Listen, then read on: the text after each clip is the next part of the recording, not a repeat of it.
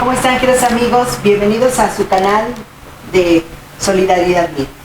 Pues hace un programa platicábamos con Guadalupe Vallarta, quien nos vuelve a regalar su tiempo. Platicábamos del burdo caso de montaje, de detención, de fabricación de culpa, en el cual su hermano Israel Vallarta sigue preso, pero también fueron presos más familiares. Ella nos va a ir contando de una manera cronológica, pero nos pregunta, querida Lupita, ¿cómo es posible que haya existido una tortura en vivo y durante 4 o 5 años después de la detención, del montaje de las primeras torturas, no haya existido ningún presentado, nadie se haya pronunciado, aunque ustedes denunciaron? Nos preguntan qué pasó ahí, nadie vio que había tortura, nadie vio que había un montaje, nadie vio qué sucede, y después poder platicar de este evento de 2006 en donde otros 3 integrantes de tu familia son presos también por estas mismas razones. Pues sí, lo más curioso es que después de tantos años, porque no data de 2005 al 2009, sino hasta la actualidad, pues no se ha ejercitado acción penal en contra del torturador, que es Luis Cárdenas Palomino, porque es el que lo tortura ante las cámaras de televisión. Y pues nosotros nos preguntábamos por qué. En el 2006 se inicia una averiguación previa en la Dirección General de Delitos Cometidos por Servidores Públicos, en donde se pide se averigüe exactamente qué había pasado ese día del montaje, y esto se da porque el órgano interno de control es quien da ese mandato de que se investigue. Tardamos en que se integrara la averiguación previa, a la vez que también se estaba analizando en la de la FEPADE, también por una acusación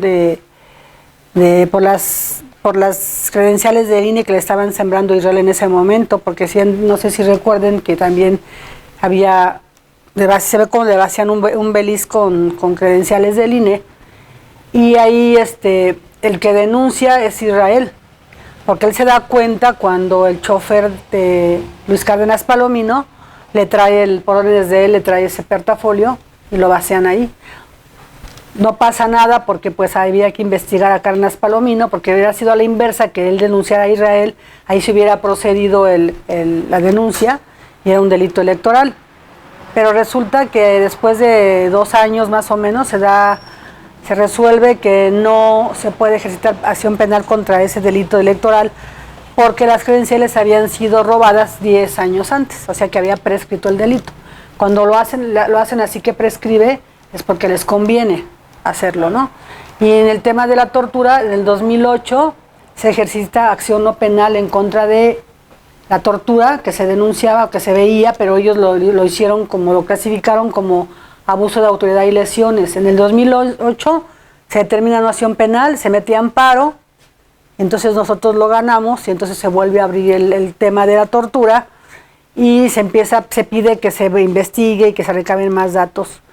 Pero no pasaba nada, había un ministerio público que se apellidaba Toyol Quesada, me acuerdo muy bien, y que era el que llevaba el caso de Israel en la DGESPI, en la Dirección General de Delitos Cometidos por Servidores Públicos, porque no existía la Fiscalía de Tortura. Como ahora. En ese tiempo eran ahí donde pero nada más era como administrativo, porque no iba a haber una sanción, no iba a repercutir más allá de una denuncia penal o cayera en un todo. Ya no, ajá. Por favor, no lo hagas. Ajá, era nada más como decirle no lo vuelvas a hacer. Entonces, 2008, acción penal, ganamos el amparo, se vuelve a abrir y nos toca nuevamente ahí en la DGESPI. Ahora son 2 mujeres que se llevan esa investigación, que ojalá y me vean y ellas sepan que hicieron mal el trabajo, porque también sé que así era en ese tiempo. 2011 es importantísimo. ¿Por qué? Porque nosotros lo vamos viendo que todo se va dando no por casualidad, sino porque así tenía que ser. En el 2011 nos estaban presionando para practicar el protocolo de Estambul e Israel, pero se lo iba a practicar la misma PGR, entonces iba a ser lo mismo. Entonces, era 2011 y yo le dije, Israel iba a cambiar el sexenio, va a pasar a ser Peña Nieto, bueno, el nuevo sexenio. Y yo le decía a Israel, ¿sabes qué, Israel? No te lo practiques, acordamos en que no, porque yo temía por la vida de él, porque yo le decía, si te sale negativo, pues te va a perjudicar en que no vamos a probar nunca que fuiste torturado. Y si te sale positivo, pues te van a matar, porque entonces aquí había gente muy poderosa, que era Cárdenas Palomino en el poder también, y estas personas, que pues la vida de Israel corría peligro, y ya lo habían torturado en el reclusorio Oriente, igual por consigna, y resulta que nos esperamos al 2012 para que cambiara el sexenio y tuviéramos más oportunidad, pensando en que podía cambiar esto, y que estas personas se iban a ir de la Policía Federal y todo eso, pero pues no, se quedan todavía un tiempo, porque pues en ese tiempo de Calderón pues hicieron las barbaridades más terribles que pudieron pasar. Y entonces ahí pasa que nos dan ejercicio de acción no penal y ya perdemos el amparo, argumentando que la firma de Israel, que la firma que aparecía en el amparo y la promoción del amparo no era la firma de Israel. Los terceros interesados se inconforman y dicen que no es la firma, y mañosamente, porque así lo digo, la juez que estaba llevando el amparo decide que como se puede percibir que no es la firma de Israel, y en efecto yo les quiero decir que la firma la hice yo. ¿Por qué? Porque está permitido, porque yo era su persona de confianza y quien promovió el amparo a nombre de mi hermano. Pero basta, la ley dice que basta de que tú reconozcas el contenido, es más, ni tiene que ir firmado. Si yo promuevo algo por mi hermano que no le va a perjudicar, y él dice sí, lo reconozco tanto el contenido, y en este momento firmo, o reconozco la firma y el contenido, no pasa nada, porque no es en su perjuicio, es en su beneficio. Pero la juez decide, de ese amparo, que no, que entonces ella en ese momento nos pone tres periciales, cuando debe ser solo 2, y si uno salía que se contraponían, pues solamente iba a poner ella uno en tercero en discordia. Pero ella decide desde ese momento, dice, pongo 3. Obviamente que salieron 2 negativos y un positivo. No, perdón, 2 negativos y el positivo que era de nosotros. El perito, pues muere mi perito, que fue el que realizó esa pericial, y bueno, sí alcanza, creo, ratificarlo, pero nos dan ejercicio de acción no penal en definitiva. Entonces ya estábamos nosotros, yo ya estaba yendo a la Comisión Ejecutiva de Víctimas, y ahí la licenciada que nos estaba llevando el caso, la asesora jurídica, que se llamaba la licenciada Lupita, muy buena abogada, que siempre eso sí tengo que decirlo también, de los buenos elementos. La licenciada Marta Guadalupe, no recuerdo su apellido, pero ella sabe perfectamente de quién me refiero, y la SEP también. Ella me dice, ¿sabe qué, señora Berta? Vamos a perder la revisión, pero vamos a llegar a las instancias internacionales, porque la tortura de Israel tiene que ser reconocida, porque Israel fue torturado. Existen los documentos de la CNDH donde existen todas las torturas que Israel sufrió, quemaduras, golpes, ahogamiento, toda infinidad de cosas. Son 17 tipos de tortura que Israel recibió. Y resulta que pues llegamos a eso y nos resuelve que Israel no fue torturado. Ahí nos dicen que no, la Suprema Corte nos dice que no, llegamos al último nivel, y la licenciada nos decía que íbamos a ir a la Corte Interamericana. No fue necesario, porque en el 2019, bueno, desde el 2015 se hace la Fiscalía de Tortura, pero yo no había puesto la denuncia por Israel, porque habíamos que resolver todavía ese asunto. Y lo que pasa es que yo voy a la Fiscalía de Tortura por mi hermano Mario, también a denunciar tortura, que es un asunto que voy a explicar después. Y resulta que ahí yo en el 2019 ya existía ya la Fiscalía de Tortura, aquí en donde está el nuevo edificio, y yo promuevo una nueva denuncia por tortura, así es una carpeta de investigación. Acá eran averiguaciones previas, acá es una carpeta de investigación, y se inicia en el 2019, en octubre del 2019, una denuncia que yo promoví, pero ahora por tortura. Y esa debe estar vigente. No se han pronunciado todavía por esa determinación, pero espero que va a salir positiva. Y así pasa que, ¿por qué no hacíamos? Porque teníamos miedo de que lo fueran a matar ahí dentro del penal del Altiplano. Y de ahí, ¿qué pasa? 2011. Pero antes de eso, en el 2009, como ya había muchos conflictos, porque si Florán se la llevaban a Francia o no, o se quedaba, y viene el presidente Sarkozy, empieza un conflicto político entre los presidentes y se determina que Florán se queda en México. Eso fue en el año... En 2009. ¿Qué pasa? Había que decir que la banda de los Zodíacos existía. ¿Por qué? Porque Florán, en una de las llamadas que hace con el presidente Sarkozy, porque él se comunica con él, es lo que yo tengo entendido, en donde después le dicen, hablan muchas cosas que dicen que pues que era la amante de Sarkozy, que la señora, la esposa del presidente, muchas mentiras como para desviar la atención de la gente, diciendo que ella gozaba de privilegios porque lo conocía desde antes. Mentira. Yo creo que ella expliqué cómo se conocieron. Su mamá trabajaba en una notaría y ahí conocen a un senador y el senador le pasa al presidente Sarkozy que hay una conciudadana en México acusada injustamente de tortura y él decide ayudarla, ¿sí? Y es cuando el presidente viene y ¿qué hacen? Vamos a buscar algo en donde sea muy fuerte, contundente, en donde no se vaya. Porque aquí no importaba Israel, les quiero decir, Israel era el que menos importaba. Aquí era impedir que ella se fuera, ¿no? Que ella alcanzara la justicia. Obviamente que así se llevaban entre las patas también Israel, porque Israel para ellos estaba muerto y enterrado. Y con la ayuda de la prensa, pues mucho más.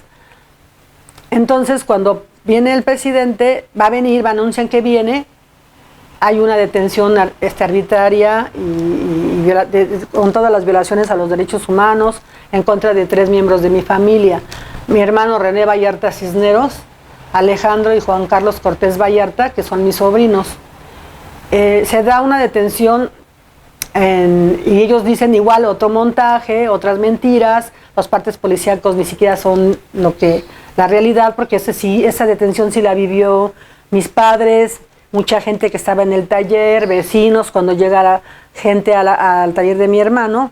Y les quiero decir que mi hermano René y mi familia, nosotros nunca nos cambiamos de casa, nunca cambiamos de trabajos, nunca nos cambiamos el nombre, siempre estuvimos ahí en las audiencias de Israel, sobre todo René, estaba ahí Mario, día y noche en audiencias trayendo testigos, así como yo, y mi sobrino Juan Carlos, que él me acompañaba, ahí está en el expediente, consta, que él me acompañaba a las periciales también cuando hacíamos lo de la camioneta en Hacienda, porque la tenían retenida esa camioneta, y Juan Carlos me acompañaba con los peritos a hacer esa revisión. Necesitábamos apoyo, porque me acompañaba, apoyo para ponerle el tanque de gasolina, porque se lo habían quitado, cosas así mecánicas. Y uno de los trabajadores de mi hermano René también acudíamos ahí. Y entonces, pero les recuerdo también que les comenté en un principio que Juan Carlos estaba en el expediente desde el segundo o tercer día, desde el día 4 en el expediente, donde habían tomado unas fotos en la casa de mis papás, se metieron haciéndose pasar por Telmex y tomaron fotos de mi sobrino Juan Carlos y de mi hermana Yolanda Vallarta, que es mamá de Juana Ley, y los están detenidos también. Entonces mi hermana dice que se acuerda que fueran disfrazados de Telmex. Esa fotografía de Juan Carlos aparecía desde el inicio cuando hicieron todo su porquería de hacer todo manoseo de integrar un expediente en la Siedo, cuando ya estaba detenido Israel, porque fue posterior. Les repito que antes de Israel no había una investigación como tal, ¿sí? Sino fue a partir de la detención de Israel, a partir del día 9 cuando empiezan a hacer todo esto, a fabricar las pruebas y todo eso. Entonces Juan Carlos ya estaba en el expediente desde el inicio y me acompañaba a las periciales, y René siempre estuvo, y Mario, en las audiencias, así como mi hermano Jorge, como mi mamá, mi papá y Soledad. Todos mis hermanos siempre estuvimos ahí con ellos. Hasta el 7 de mayo del 2009, yo estaba en el penal del Altiplano en una audiencia de Israel con un abogado que yo había contratado, y cuando salimos como a las 6 de la tarde, y ya veníamos, y me dice, oiga, habíamos apagado los celulares porque pues ahí no se permiten entrar celulares, pero los apagamos por ahorrar la energía. Y cuando prendemos los celulares me dice, oiga, hay como 40 llamadas de su hermana, y en el mío también, eran muchas llamadas desde las 2 de la tarde. Y en una de esas mensajes nos dice, licenciado, ¿dónde están? Detuvieron a mi hermano y a mí, se llevaron a mis hijos. Mi hermana muy angustiada. Bajamos, Yolanda Vallarta, que es mamá de Juan Carlos y Alejandro Cortés Vallarta, y hermana de René y de Israel y mía. Somos hermanas. Y yo les quiero decir que antes de esa detención, 2009, Cuando detienen a Israel, obviamente hay una por miedo, por lo que sea, obviamente que las familias de Israel y habíamos que, ella, mi cuñada Claudia, tiene que estar con sus hijos, ¿verdad? Y entonces, porque ellos fueron echados de la escuela, entonces hubo mucho temor, entonces cada quien pues tomó su vida, pero ya no como integrarnos así como una familia que siempre estábamos todos juntos ya con muchos temores. Pero después de ese día 2009 hay una separación total en mi familia, porque entonces todos empezamos a sentir todavía más acoso, y las familias obviamente de mi hermano René, pues una de mis sobrinas, la mayor, la despiden de su trabajo, ella tenía un buen empleo, ella es licenciada, no sé, de recursos humanos, y los dos son repudiados, entonces ya viene los hijos de Alejandro, mi sobrino, su esposa estaba en embarazo, no sabía, y el nacido es cuando él se da cuenta que está embarazada la esposa. Juan Carlos afortunadamente no estaba casado, pero bueno, se los llevan de una manera arbitraria. ¿Cómo? Estando en el taller, ese día llegó mi mamá del hospital, y llegó del hospital, y se habían reunido ahí por casualidad. Entonces llegó Juan Carlos y Alejandro, que no vivían juntos, ¿verdad? Se nos encuentran ahí, le dice Alejandro, Juan Carlos, acompáñame a mi hermano a comprar un foco, y se salen a comprar un foco a una refaccionaria que estaba sobre Ermita, cerca del metro, y ahí, bueno, pues Alejandro regresan al taller y no le queda el foco, y dice, vamos a regresar otra vez a cambiarlo. Y en ese momento, dice René, nos cuenta que habían entrado una oficial, una persona vestida de civil, después supimos que era uno de una aprensor, que fue el que lo torturó, haciéndose pasar por cliente, y le dice que si le podía hacer un presupuesto. Mi hermano le hace el presupuesto y le dice que pues que le salen tanto, y le dice, pero usted ¿cómo se llama? Mi hermano, pues yo soy René Vallarta, soy el propietario. ¿Me puede dar una tarjeta? Y mi hermano le da una tarjeta del negocio, y el tipo se va, y enseguida entra con 40 personas al taller, vestidos de civil, algunos de negro, unos con capuchas, otros no. Entonces empiezan a amenazar a todos los presentes, todos al suelo, todos se tiraron al suelo. Mi papá y mi mamá estaban a la entrada del taller, porque está la entrada y estaba la oficina, y para atrás está el taller. Y entonces mi hermano, uno de mis hermanos David, les había llevado de comer, acababan de comer, y mi mamá pues se puso histérica. Eso es algo que a mí me duele mucho, porque ellos pasaron muchas cosas muy terribles.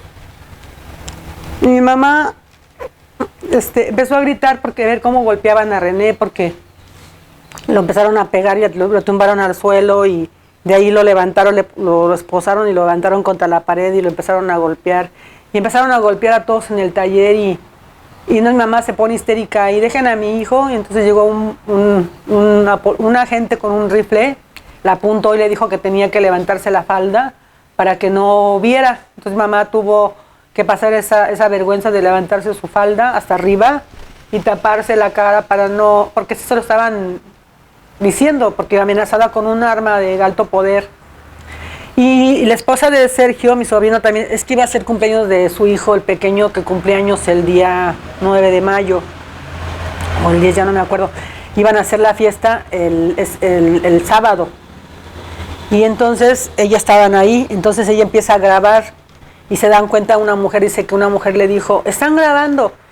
Y ella, pensando en que a mi papá lo iban a respetar porque era un señor mayor de 78 años, le mete el teléfono al pantalón, y llega otra también con un rifle y apunta a mi papá y le dice que le dé los teléfonos. Entonces, mi mamá y mi papá pues ya eran personas mayores, ¿no? Mi mamá tenía, sí, mi mamá como 78, mi papá como 80 y tantos, ¿no? Entonces, eran tan fuertes ellos que ellos lucharon mucho por mi hermano Israel. Desde el primer momento, quien puso las denuncias sobre todo lo que pasaba fue mi mamá.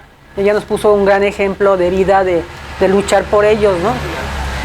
Entonces, ya mi mamá le quitan los teléfonos a mi papá, lo amenazan, le ponen el arma en el pecho. Entonces mi papá tiene que dar el teléfono que le había metido, tanto el de la esposa de Sergio como el de él.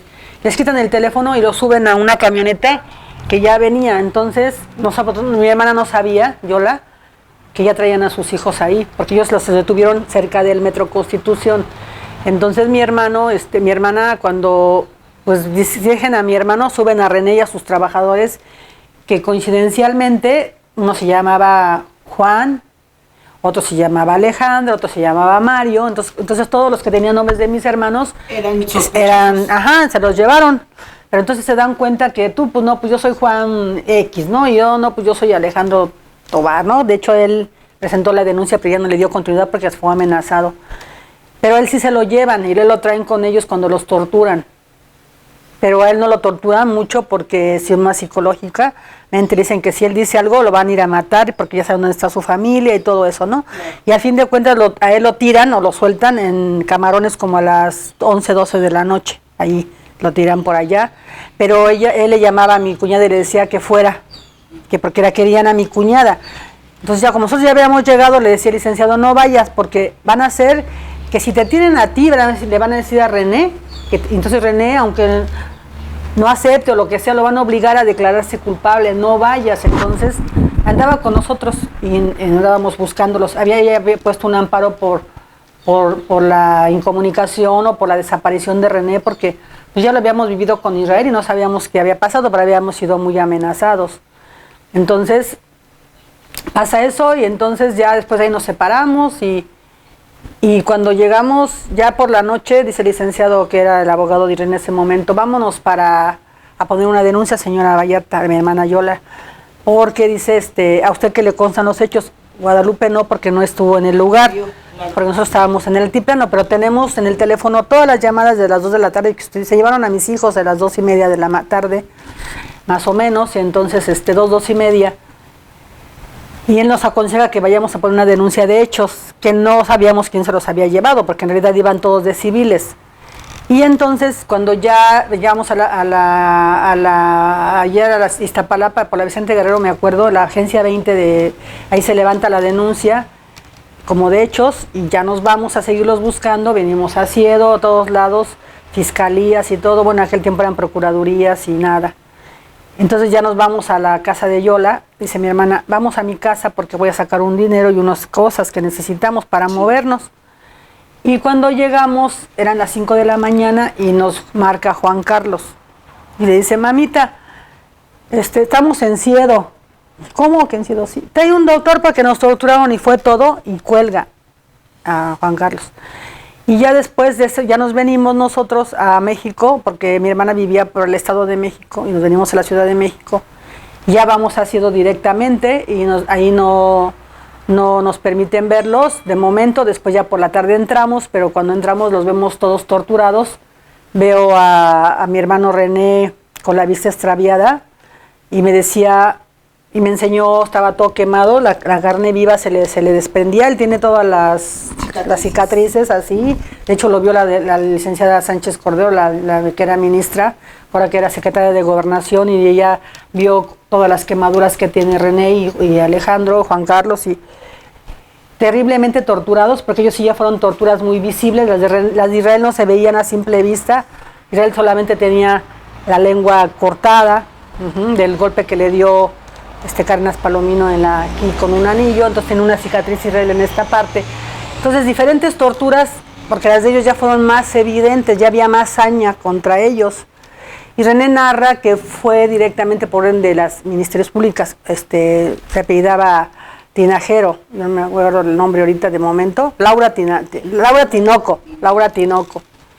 Dice que mi hermano vio todo, porque a mi hermano le ponen un trapo para taparle la cara, y dice que estaba como muy diluido la tela, y él veía a través de todo lo que pasaba, ¿sí? Entonces fue una tortura muy fuerte, los trajeron toda la tarde, noche, tortura, hasta que los pusieron como a las 8, los llevaron, dice que al Estado de México también, y les llevaban a casas igual, lo mismo que, a ver, tú vas a decir que aquí es esto, y no, pues no, ellos nunca aceptaron que fueran torturadores, pero además no sabían, que fueran secuestradores, porque además cuando les cae el 20 es cuando les empiezan a hacer preguntas sobre Florán Cassés. Entonces ya decía mi hermano, pues ya esto ya era así como que, ¿qué pasa, no? Entonces cuando ellos se dan cuenta cuál era el porqué, de alguna manera, las preguntas que eran encaminadas hacia si la conocían, y si era novia de mi hermano, y tu hermano Israel, y así. Entonces cuando los presentan todos torturados, entonces al otro día yo los veo, y nos vamos a poner una denuncia a la CNDH, una queja a la CNDH. Por la tortura. Por la tortura. Ahí no pasó nada. La CNDH nunca fue a verlos, fue omisa. Nunca fue a certificar sus lesiones, lo que por lo menos Israel sí hicieron. Israel se certificó que estaba lesionado, ellos no les certifican, la CNDH no va a verlos. Y de ahí pues inició un calvario todavía más terrible, porque después de verlos así, de inmediato, pero me dice mi hermano René, oye, averigua quién es un tal David Orozco. Dice, porque él dice que nos conoce y que hay una declaración de él donde nos está señalando que somos sus cómplices de secuestro, y entonces no sabemos qué. Entonces le dije, no sé, pero voy a averiguar. Entonces salimos de ahí. Cuando vamos saliendo, en el escritorio de Ciedo, así ahí donde estaba ahí todavía están ahí en Reforma, veo a una señora que está escribiendo y va a ver a David Orozco. Entonces dije, me voy a esperar, ¿sí? Entonces la esperé afuera, y Mario, mi hermano, estaba conmigo ese día, porque fuimos a verlos a los muchachos.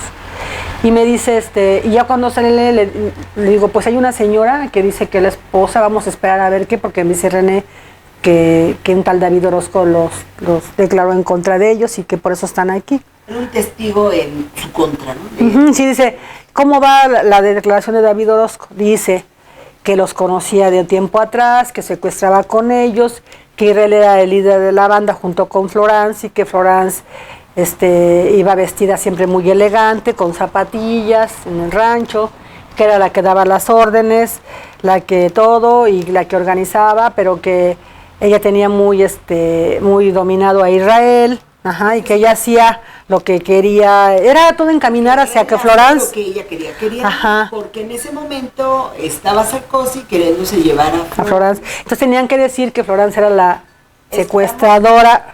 Hablando de la secuestradora 2009, mayo 2009, 7 de mayo del 2009, cuando anunciaba Sarkozy venir a México. Tenía otra cosa, pero de paso iba a tocar el tema de Florence, y sabemos todos, bueno, algunas personas que el presidente Calderón le dijo que tenía prohibido tocar el tema de Florence, y le dijo que sí. En el Senado se lo dijeron, que tuviera cuidado en tocar el tema de Florence. Él lo toca y ahí empieza el conflicto entre los presidentes, ¿no? Entonces, pero era decir, ahora mira, no te la llevas, ¿por qué? Porque ella es la líder del grupo, de la banda, entonces ahora dicen que es la banda del Zodíaco. Y entonces nosotros no sabíamos ni que ese David Orozco es torturado por Cárdenas Palomino, y lo obligan a grabar un video en donde él dice que mis hermanos son sus cómplices, y que Florence era la líder, y que además dice que estuvo en el rancho el día de la detención de Israel y de Florence, del montaje, pues, de la y que ellos habían salido antes, y que entonces ellos eran cómplices. Pero ahí que hay una contradicción, porque él dice que el rancho lo describe de una forma, que por dentro había puertas, y en el rancho no había puertas, por lo menos donde él describe la cabaña. No conocía el rancho, no, lo torturaron y tuvo que decir lo que le pidieron. Es a lo que voy. Entonces él narra y dice que Florence estaba ahí, y entonces que ella daba las órdenes. Entonces ahí creo que es cuando Florence se da cuenta, y el presidente Sarkozy y todos los abogados que tenía a su alrededor, pues que estaba mintiendo, porque además él decía que tenían en ese día de la detención de Israel y de Florence, que había 2 muchachos y una señora, y que uno era hijo de un gasolinero. O sea, nada que ver con la descripción del 2005. Entonces ahí pues empezamos a darnos cuenta que había algo muy raro ahí. Entonces ellos los arraigan luego a los 2 días, y nosotros decimos, ¿por qué los arraigan?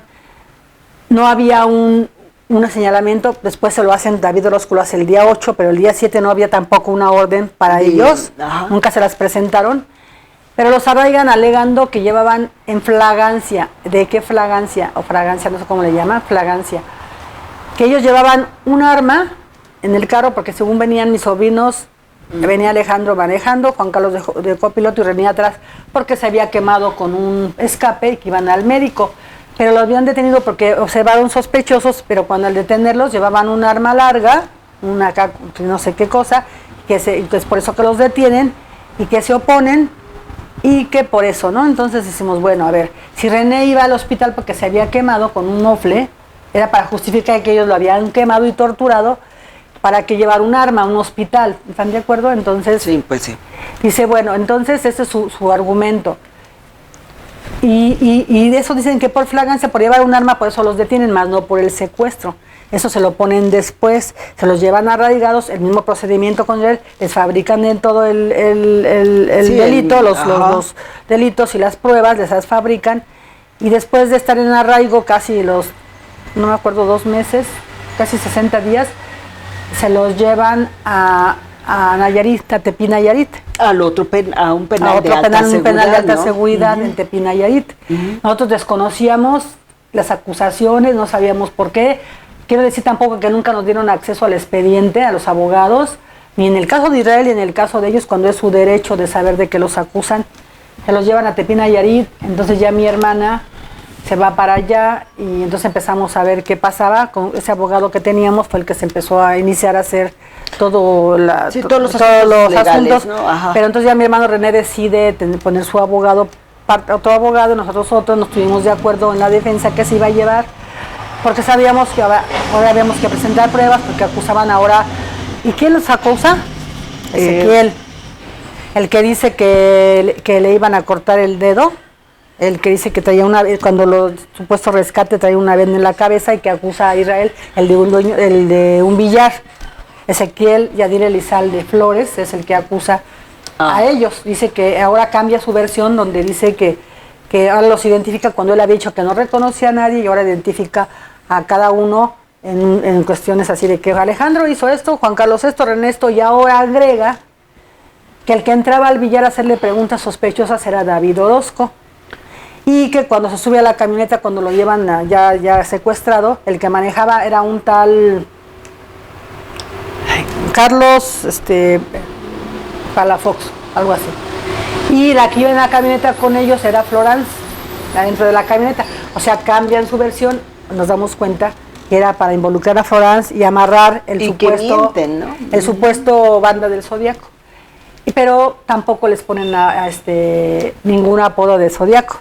Y en realidad le pusieron el cáncer, pero nunca le han dicho cáncer. En el expediente no consta. Y a David Orozco le ponen Géminis y nada más. Los demás, por ejemplo, mi hermano René, alias el René, y Juan Carlos y René son del mismo día de nacimiento, del 12 de septiembre, y no podía haber 2 personas con el mismo signo, entonces no les ponen ningún signo zodiacal. Sí, no. Y a los otra banda, que supuesto Carlos Palafox, que luego los vinculan o los quieren amarrar, es otra cosa, y entonces empiezan a detener a muchas bandas, ¿sí?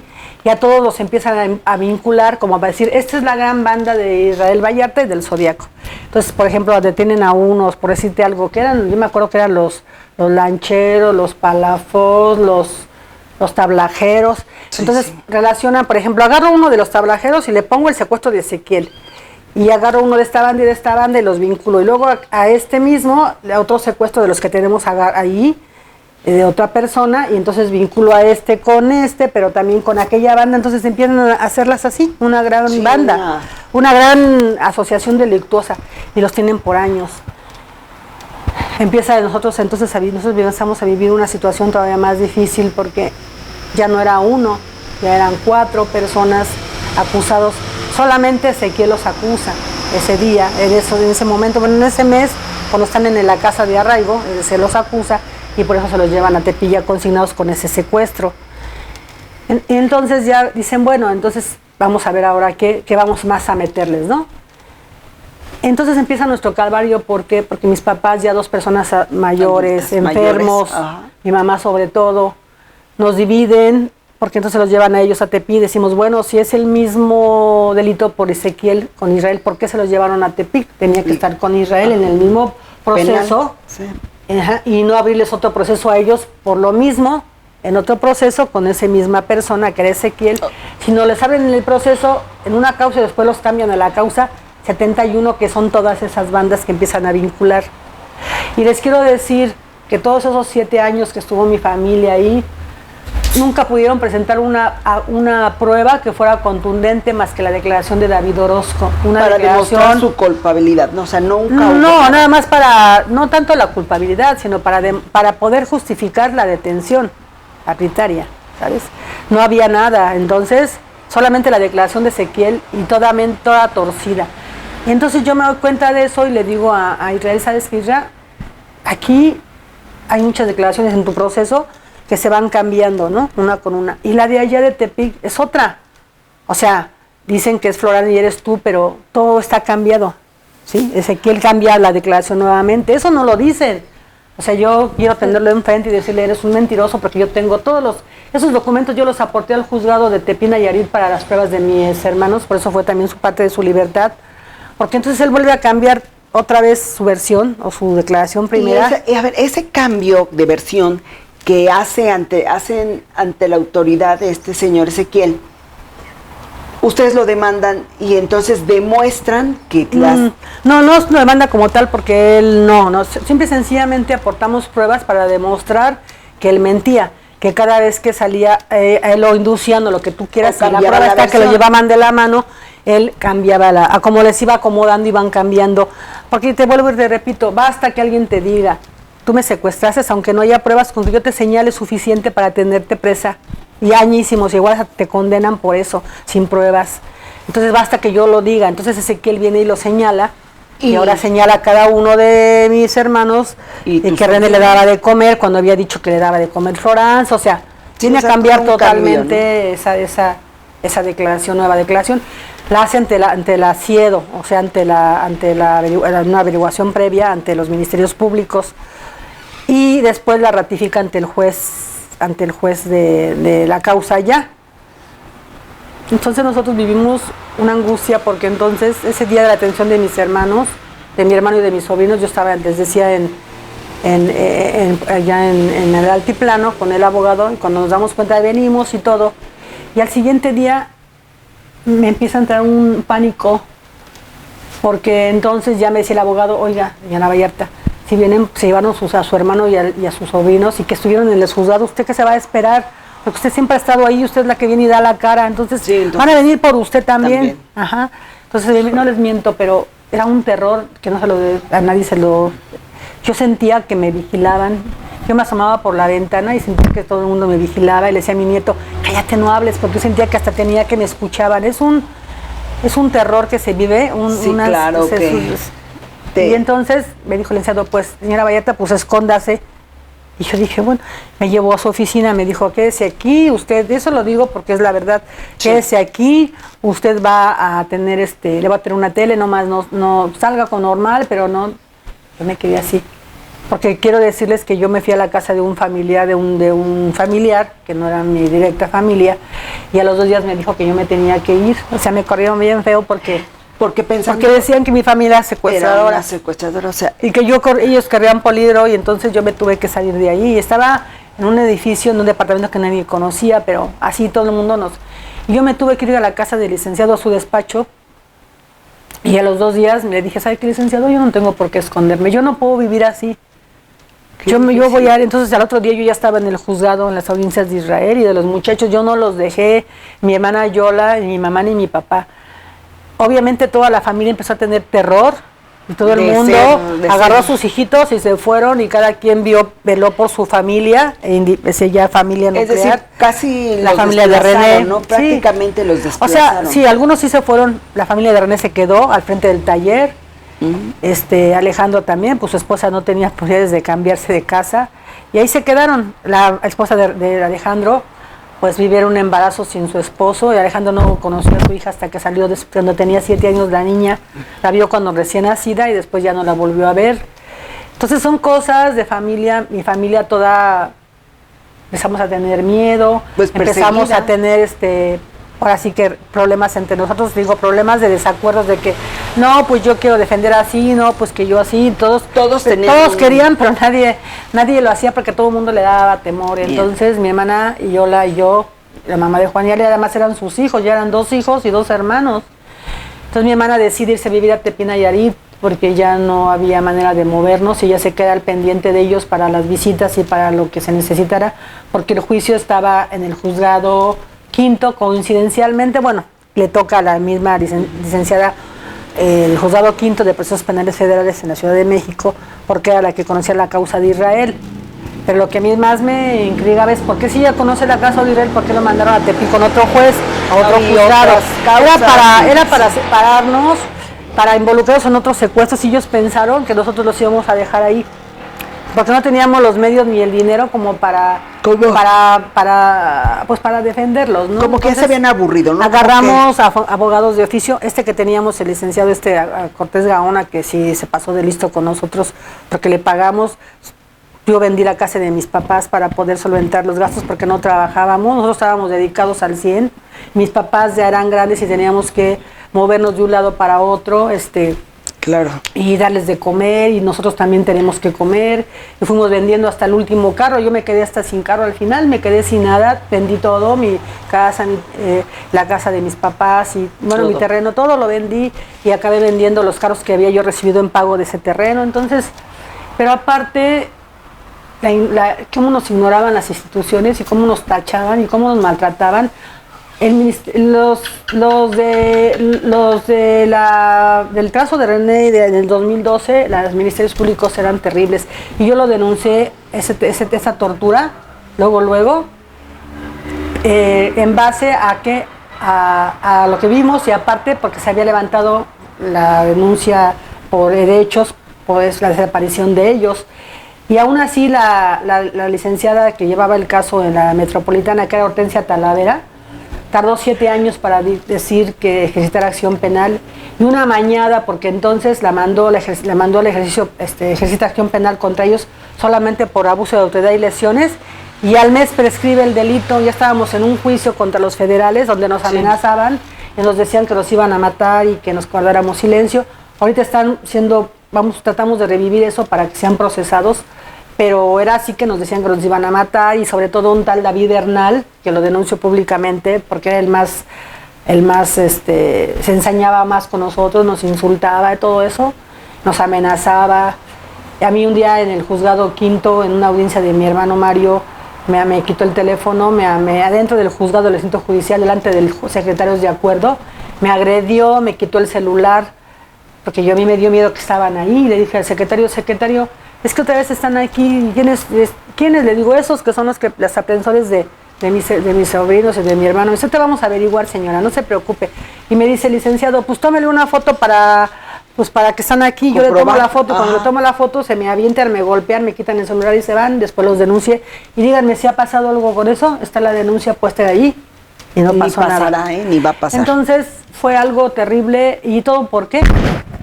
Por seguir manteniendo a Florence en la cárcel y seguir sosteniendo la mentira de que la banda del Zodíaco existía. Y bueno, les repito, fue terrible. Mis papás, es en el ínter en que todavía mi mamá vivía, pero amanecíamos en Tepic, y otro día vete para Toluca, y luego vente a la Ciudad de México. Ya no teníamos casa donde vivir, mi mamá y a mí ya no teníamos casa. Entonces lo que vivimos ese tiempo fue un terror y cosas muy, muy, muy feas. Creo que ya habíamos vivido con Israel, pero lo que vivimos con ellos fue 4 años después, ¿no? 4 años después viven esta tragedia, y en 4 años la detención de los otros. Pero entonces vienen otras cuestiones también. Israel está trasladado en el 2000, eso es 2009, y en ese lapso pues empieza a haber esas detenciones de bandas diciendo que esos eran la banda de los Zodíacos, y que era la banda y que éramos familiares. Entonces empiezan a involucrar. Entonces la prensa otra vez, y los periodistas ya sabemos, como el Ciro Gómez y el de TV Azteca, leen lo que les dan, ¿no? Todo es terrible que te den una nota y que tú no averigües. Eso es lo peor. Yo siempre les digo a los periodistas, aquí están los expedientes, aquí estamos nosotros, lo que quieran saber, aquí se los vamos a decir, no vamos a esconder nada, nosotros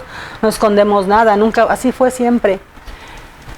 Pero en ese inter yo sabía que había un grupo de personas que apoyaban a Florence Cassés, y yo siempre trataba de acercarme a ellos para también el mismo apoyo que le daban a ella, que Israel la recibiera. Pero la verdad es que Israel era mexicano y era el señalado como el secuestrador más, creo que hasta peor que Más terrible, ¿no? Entonces empezamos a vivir, les digo, cosas muy fuertes.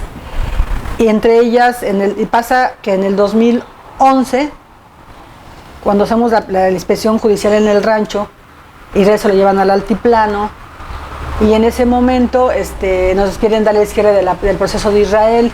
Nosotros no aceptamos, Israel no aceptó porque había todavía pruebas que él quería desahogar, que eran importantes, como el señalamiento de Valeria, que decía que él la había secuestrado y que tenía barba cuando Israel no la tenía, y que el Volvo no era un Volvo blanco, sino un Volvo gris, y que estaba en la agencia cuando ella supuestamente... O sea, tenemos una serie de pruebas ahí, pero todavía no estaban muy sólidas, había que seguir metiendo pruebas. Nosotros no nos conformamos solamente con las violaciones constitucionales o las violaciones que ya había hecho además el gobierno, sino además los particulares, ¿no? No, más bien presentar pruebas de que tú no eres, porque la carga está sobre de ti. Si tú eres una acusación, el que acuses, dice la ley, que está obligado a demostrar que eres tu culpa. Es decir, aquí está la prueba y mira, lo agarré con este vaso porque él se lo robó, ¿sí? Y aquí nada más te dicen, sí, pero entonces las pruebas, dime con qué estás acusándolo. Entonces, aquí la carga te la dejan a ti y saben que no lo vas a poder probar, porque ¿qué te vas a acordar que hiciste hace 3 años, no? No. Afortunadamente Israel sí tenía documentos y manera de determinar un lugar, sí. un lugar. Entonces él estaba esperando eso, desahogar sus pruebas y aportar más pruebas, y que a veces ahora ya digo, fue ocioso, porque si lo vemos desde el punto de vista pero no sabíamos tampoco qué iba a pasar con Florence. Lo que pasó en la Suprema Corte es muy relevante y también le sirve a Israel, pero solamente en los 3 secuestros, que es la señora Cristina, el niño que lo acusa y Ezequiel. Pero él tenía otra acusación de Valeria Cheja Tinajero, y después posterior les cuento de otro secuestro de uno judío que dice que también Israel lo secuestra y lo reconoce. Entonces estos 3, Israel en automático, si nos bajamos a la resolución de la Suprema Corte, Israel se tiran. Y estos 2 había que demostrar que él no había sido, ya tenemos las pruebas. 2011 viene todo eso. Y entonces, ya empezamos todo. Entonces, en el 2010 sale la señora Cristina Ríos Valladares, una de las supuestas que acusa a Israel. Bueno, es víctima, ¿no? Una de las víctimas, pero supuesta víctima de Israel, viene y dice, entonces hagamos una audiencia en el juzgado, y dice, y saca una carta que se la manda a la juez y dice y sale también en una videollamada y dice que se acuerda ahora que Israel la violaba. Que la violaba, eso fue en el 2009, 2010, y que en presencia de Florence era para abusarlo ahora nunca lo había dicho, y siempre ya dijo que Israel, que la trata, no dijo que Israel, dijo que los que la tenían secuestrada siempre la trataron bien, que le daban sus medicamentos, y ahora viene y dice que la maltrataban Israel y que además la violaba en presencia de Florence. Entonces me acuerdo muy bien que la juez, juzgado quinto, Olga Sánchez Contreras, no Cordero Contreras, se levantó muy molesta, que fue la única audiencia en que estuvo presente, o 2, cuando estaban esas víctimas ahí, sí estaba presente al principio, se levantó muy molesta y dijo, no, esto ya es el colmo, y se fue muy molesta.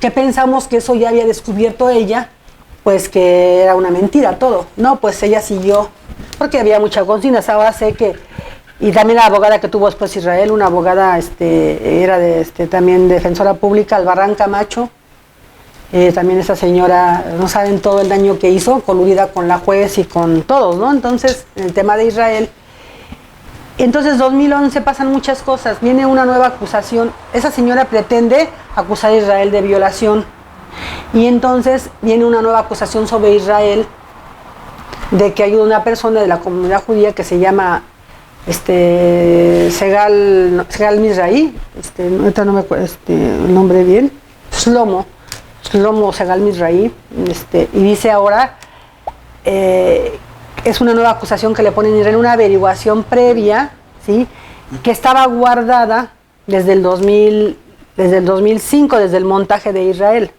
¿sí?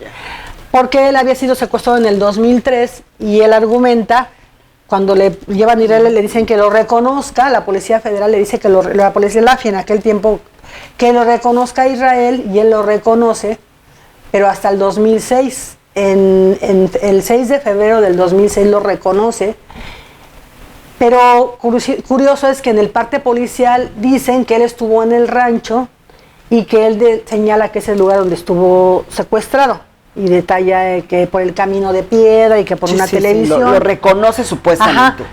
Entonces, dice el licenciado, bueno, pues aquí está diciendo otra cosa, cambia su versión.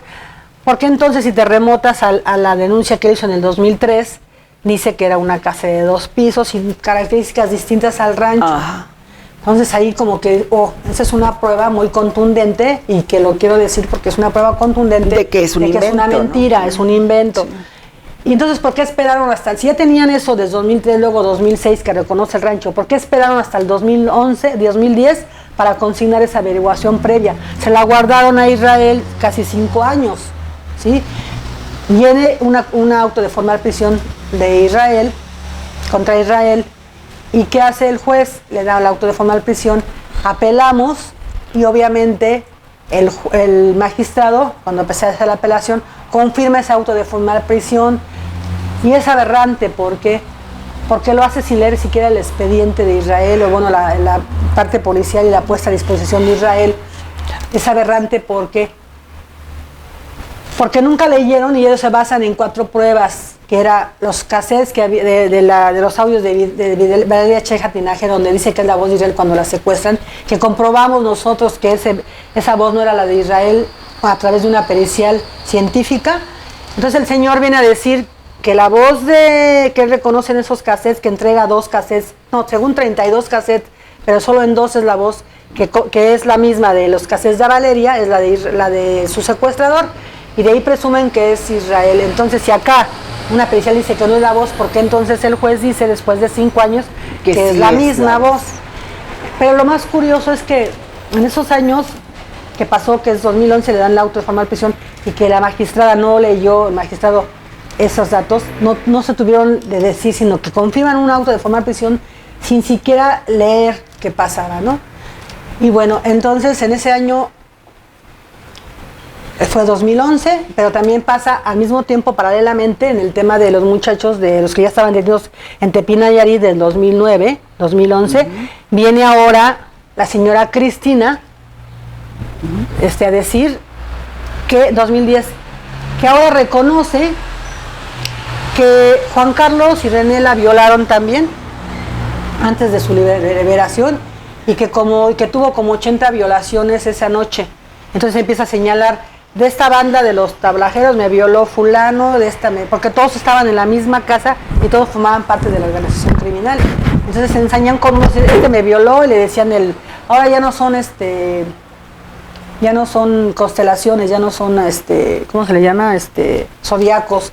Ahora dice que que uno se llamaba el ángel Gabriel, el ángel Isaías, ahora les pone nombres de ángeles, la señora cambia su versión y viene a decir ahora. Y si me escucha, que se acuerde bien las veces que cambió su declaración. Dice ahora que son personas y las reconoce y que la violaron así. Por ejemplo, dice que René le decía,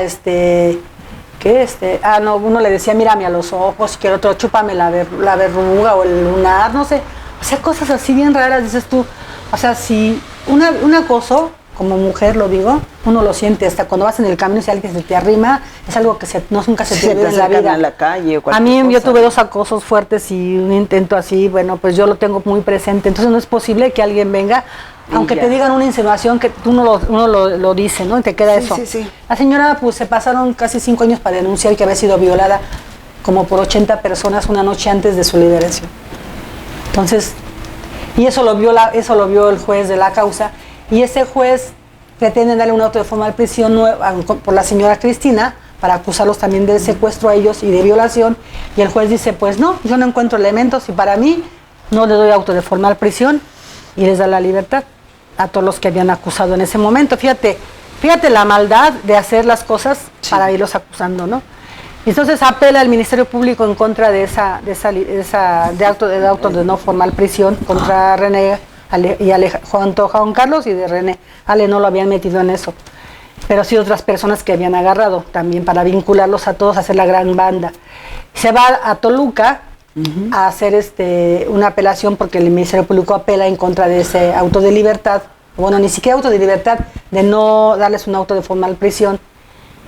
Y entonces se la confirma allá y dice el magistrado, no, ellos no son, el magistrado, son ellos no son inocentes, culpables, no hay pruebas en contra de ellos de que ni hayan participado en el secuestro de esta señora, ni mucho menos que la hayan violado. Y ahí se termina ese asunto, porque ya no lograron su propósito de involucrarnos a ellos también en el secuestro de Cristina. Les querían meter más secuestros a ellos. ¿Sí? Sin embargo, a mi hermano René sí le meten otro secuestro de otra persona que jamás se presentó, nunca lo vimos en el juzgado, nunca ratificó, nunca lo encontraron. Fue así como que lo sacaron y lo pusieron, y de dónde salió, quién sabe. Nunca supimos. Y así como ellos, había un muchacho que se llamaba Julio César Noriega, me acuerdo, y ellos han pasado inadvertidos, pero él estuvo 7 años sin que lo viniera a acusar nadie, solamente al principio, no sé cómo hicieron eso, pero él pasó desapercibido en ese proceso. Otro, Ulises Enlil Villegas, también acusado, también salió absuelto, acusados también de los mismos delitos. Entonces, fue muy fuerte, querían involucrar a todos y entonces ya a la familia, entonces ya era muy fuerte todo eso. David Orozco, para esta parte que es muy dolorosa también, la persona que utilizan para que señale a mi familia, lo torturan y la tortura a él, le dan un tumor en un riñón, él empieza a sangrar, ahí es cuando lo conocen, estaban con mi hermano René, y él le platica, les pide disculpas que él no los conoce, pero que obligaron a firmar, que él los acusara y a firmar esa declaración. Una declaración en contra. Y hoy conozco a la señora, a la esposa, la señora Silvia, entonces ya me cuenta su tragedia, y el señor David lo trasladan a Sinaloa, y allá él le detectan que tiene una etapa terminal, lo regresan con un amparo, con un abogado también que de verdad no recuerdo bien su nombre, pero fue un ángel de la guarda para la señora Silvia, porque no le cobraba. Era muy triste porque su hijito llegaba, era cerillito y llegaba con su dinerito, puras monedas. Y le decía, licenciado, tenga licenciado para que saque a mi papá de la cárcel. Y ellos comían en el Chedraui, porque no llevaban dinero. Un día los encontramos ahí comiendo en el piso. Mi hermana los llevó a su casa, porque mi hermana ya rentaba un cuarto allá en Tepic. Y la señora Silvia, pues a veces ya llegaba y nos contaba pues su tragedia, ¿no? El señor David Orozco murió dentro de la prisión. Lo habían sentenciado a una sentencia de 50 y tantos años, igual que a mi hermano René en una primera instancia. Se apeló y entonces volvió a ver el proceso, y entonces él le dijo, ya estaba desahuciado y no tenía sentencia, y él pidió morir en su casa. La señora les imploró y se lo negaron, y él nunca no estaba sentenciado, o sea, no estaba culpable de un secuestro. Sin embargo, como era peligroso, no le permitieron irse a su casa, y él murió en la cárcel. No sabemos si murió o no. A la señora le entregaron una cajita con unas cenizas, porque ni siquiera le dieron el cuerpo para que ella lo viera, no le permitió estar con su esposo.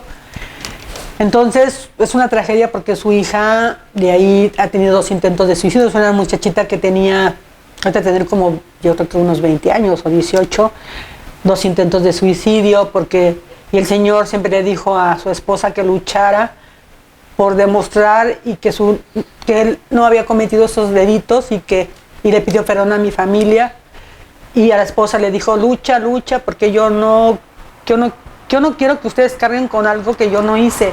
La señora no ha sido escuchada, la CNDH le ha negado a ella, la Comisión Ejecutiva de Víctimas también. Como ya se murió, ya no hay nada que hacer, ya se murió y ya. Ahora sí, como que muerto el perro se acabó la rabia, ya no le han hecho caso a la señora. Yo le digo que siga. Sin embargo, yo seguí luchando, buscando opciones para poder ayudar a mi familia a encontrar pruebas y liberarlos, igual que pues sus familias también, porque hacíamos lo que podíamos, ¿verdad? Pero yo me enfrasqué en mi hermana Yola, y vuelvo a mis papás, pues mueren. Ya no tenían ya los cuidados, porque todos nos esparcimos por todos lados. Entonces ya mis papás bien fuertes salíamos de un penal a otro. Mi mamá todavía se fue a despedir de mis hermanos, fue a despedirse de Israel, decirle que estaba muy cansada y que ya se iba a tardar un mes en regresar, que se iba a tomar unas vacaciones para descansar. Fue a Tepic, y saliendo de Tepic va directo al hospital, y mamá a la siguiente semana muere, ¿sí?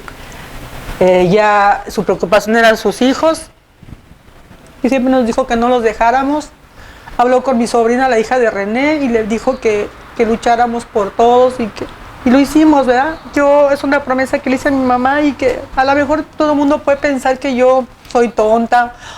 Ahora dicen que lo hago por interés o cosas así, pero yo siempre luché porque ellos estuvieran bien, que alcanzaran su libertad y lo logramos porque aportamos pruebas y salieron Alejandro y Juan Carlos en el 2016 con una libertad absueltos del delito de secuestro y de delincuencia organizada. Sin embargo, les dejaron el arma porque pues no podían dejarlos al 100, como diciendo, bueno, no eres secuestrador, pero eres delincuente porque llevabas un arma. Y bueno, todavía falta porque es un poquito largo este tema, que es un poco largo, y te sigo. No, está bien, sí, porque, bueno, yo creo que parte de lo que nosotros queremos hacer ver a todas las personas es lo siguiente. En la primera parte de esta entrevista habíamos platicado de cómo el estigma, cómo la familia Vallarta, que fue la familia olvidada, no solamente porque inicialmente todo esto se ve reflejado únicamente en Florence Cassés, y después cuando Florence Cassés sale porque viene el presidente, porque su gobierno sabe de las violaciones de derechos humanos, vuelve a apagarse todo, y atrás de ello empieza después, pues ya se lucha por lo de Israel, para que Israel al sea mismo tiempo. Entonces, claro. Sí, porque Israel era, o sea, como el imán, por decir, o no sé cómo se puede decir, porque era como el centro, porque eso se derivó de esa detención de Israel. Entonces era seguir haciendo montajes y seguir diciendo que la familia Vallarta, porque ahora ya no eran los zodiacos, eran los Vallarta. Ya eran los secuestradores, los Vallarta, ya no eran los zodiacos, ahora les cambiaron el nombre, ya no eran eran los Vallarta.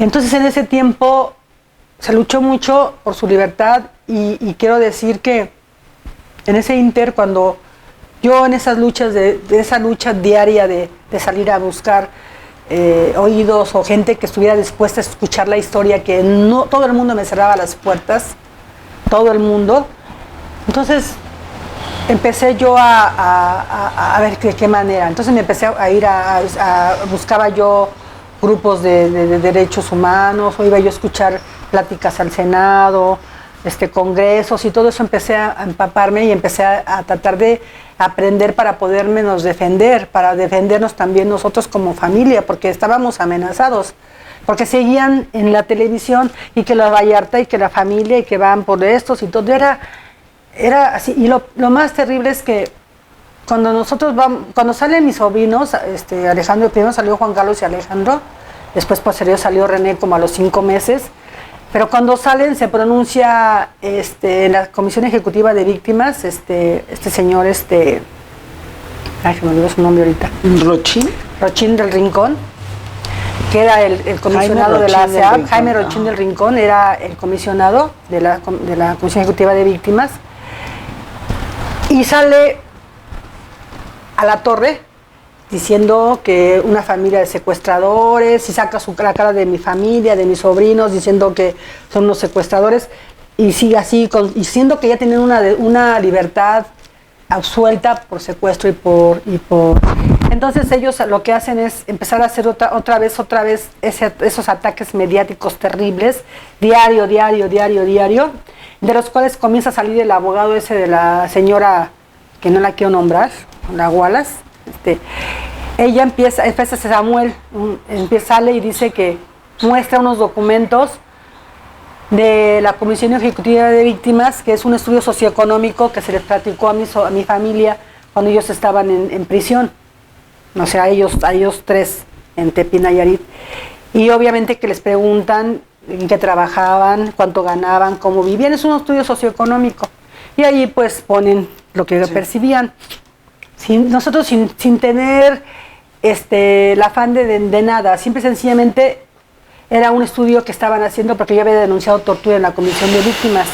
Ellos ya tenían protocolos de Estambul, porque les quiero decir que creo que son de los únicos, aunque los hizo PGR, la CNH no les quiso hacer protocolos de Estambul porque no los practicaban, ni siquiera fueron ahí, pero la PGR sí les dio unos protocolos de Estambul, mal hechos como sea, pero reconocieron que habían sido torturados y nos sirvió pues de algo, ¿no? Entonces, pasan y salen diciendo, el señor Samuel, el abogado que dice que saca documentos de la SEAP, que son documentos pues oficiales, pero más que nada son documentos que no deben salir, ¿cómo se les llama? Documentos institucionales, y son documentos federales. Y entonces lo sacan él y dice que eso. Y entonces sale también Jaime Rochín del Rincón y viene a decir que la SEAP, con esas palabras, no es una caja chica para pagarle a delincuentes. Entonces la gravedad de todo esto es que una persona que representa a las víctimas no puede salir a decir que son delincuentes cuando aparte tienen vuelvo y repito, una sentencia de que ellos no son culpables. Sin embargo, el señor viene, los revictimiza y vuelve a decir, sí son. O sea, sí, pero sí son. Y entonces vuelve la prensa a atacar y a sacar la cara de mis sobrinos todos los días diciendo que son secuestradores. Entonces el daño persiste día con día, porque a mí me decían que tome terapia, ¿no? Hasta psiquiátrica, porque me querían dar medicamentos. Yo no lo he aceptado. He aceptado las terapias psicológicas, pero yo les digo, yo no siento que avance aunque me dicen que sí, porque no puedo decir que ya hasta que no se termine todo esto, hasta que no haya uno de mi familia en la cárcel, yo no puedo decir que estamos bien. Y todavía quedan 3, ¿sí? Entonces, más o menos es la historia de ¿Quiénes ellos quedan? 3. Bueno, Israel Vallarta, ¿quién más queda? Mario Vallarta Cisneros y Sergio Cortés Vallarta, que esa es otra etapa de que les voy a contar ahorita, que se da también por lo mismo, más o menos por lo mismo, porque también ya se iba a Florence en la Suprema Corte y viene otra vez los ataques hacia la familia y a decir que Florence era nuevamente, ahora era la líder de la banda, la fundadora, ahora no era la líder, era la fundadora de la banda de los Zodiacos. Y sacan a ella, así en una nota por ahí periodística, y a mi hermano Mario todo golpeado, ahorita les cuento esa parte. Pero sí lo que quiero dejar en claro es que son etapas distintas y los casos han sido ocupados para golpear precisamente a nosotros como familia, destruirnos, acabarnos. Yo no sé por qué tanto odio, porque aparte lo puedo entender por parte de la policía, porque les hemos dado lata, pero los medios, ¿por qué los medios se prestan para hacer eso sin investigar? Y ahorita voy también con la parte de los que verdaderamente han investigado. La periodista que ha investigado, ese es otro tema, ¿no? Entonces, pues así vivimos esa parte de hasta la libertad de mi familia, es en el 2016, ¿sí? Que es cuando sale Juan Carlos Alejandro, 2016, sí, porque dan una sentencia y luego apelamos y salen hasta 2016. 3 familiares en libertad cuando ya habían 6. Entonces es un gran logro para la familia haberlos liberado, sacarlos, pero fue por tanta lucha, ir en contramarea, buscar pruebas. Ahí sí, las pruebas fueron contundentes, ¿sí? De decir dónde estaba Alejandro, mi sobrino estaba en Acumal, el juez mandó gente hasta allá personal a que verificaran si verdaderamente vivía. Yo nunca me imaginé que eso fuera. Si hubiéramos mentido, pues sí, ahí hubiera fueron salido, a tocar puertas y lo conocen, y las fotos, y dónde lavaba, dónde comía, quién lo había ocupado. Juan Carlos también vino su familia, sus jefes donde trabajaba. Entonces, ahí sí metimos muchas pruebas para ellos y fueron buenas, porque eran otras acusaciones terribles. Pero quede claro que solamente estaban por la acusación de Ezequiel Yair Elizalde, que es el de la venda que sale en el montaje, y posterior la señora que quería también imputarles un delito de secuestro y de violación. Afortunadamente no se logró a la experiencia de un juez que actuó así conforme a derecho, que es el juez de Tepic Nayarit, que no recuerdo su nombre, pero que le doy las gracias por haber sido tan objetivo y anteponer el derecho antes que otros intereses, ¿no? Anteponer la justicia. Y pues bueno, Lupita, ¿qué te parece si cerramos con esto y en la siguiente charla, para todos nuestros amigos, podamos platicar la siguiente parte procesal, que sería como 2012, que sería también, y yo creo que una de las partes más importantes, ya hemos hablado de la familia, ya salió Florence en esta narración, ya ya se da la libertad de 3 de los Suelta total. Tuvimos que meter después amparo por el arma, y entonces ahí hace el año pasado nos dieron la resolución final. También coincidencialmente se apellida Rochín, el ministro de allá de Tepic Nayarit, en donde él dice que ellos no son culpables ni siquiera del arma, les dan la absolución total, y bueno, ahí ellos dicen que se tiene que investigar la tortura, porque tampoco quisieron reconocer la tortura, prescribe el delito, pero nosotros seguimos luchando. Estamos ahorita en esa parte de que ya nos dijeron que no, porque ya es cosa juzgada, pero por el tema de René, porque no ni de René, porque ya dijo el magistrado que tenía que reabrirse para volver a investigar la tortura. En el tema de Juan Carlos sí fue el que ya quedó como cosa juzgada, pero no fue porque no fueran culpables de tortura, sino porque supuestamente prescribió el delito, porque mañosamente la MP lo consignó 7 años después, para que no se siguiera ese proceso contra estos federales. A mí me engañó Hortensia Talavera, del Metropolitano de la Fiscalía de la ahora Fiscalía, antes era la Procuraduría General de la República.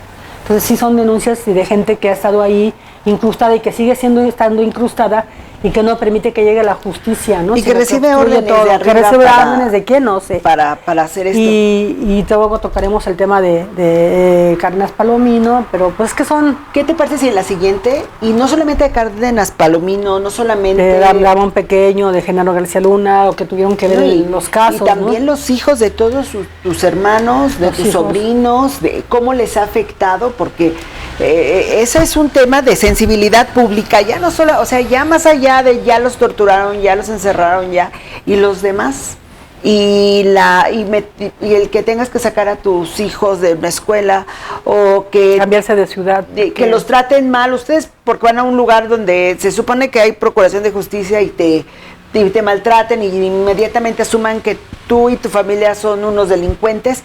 ¿Qué pasa con los demás, no? ¿Te parece, Lupita, si podemos platicar claro que sí, un poquito más adelante de todo esto? Muchísimas gracias.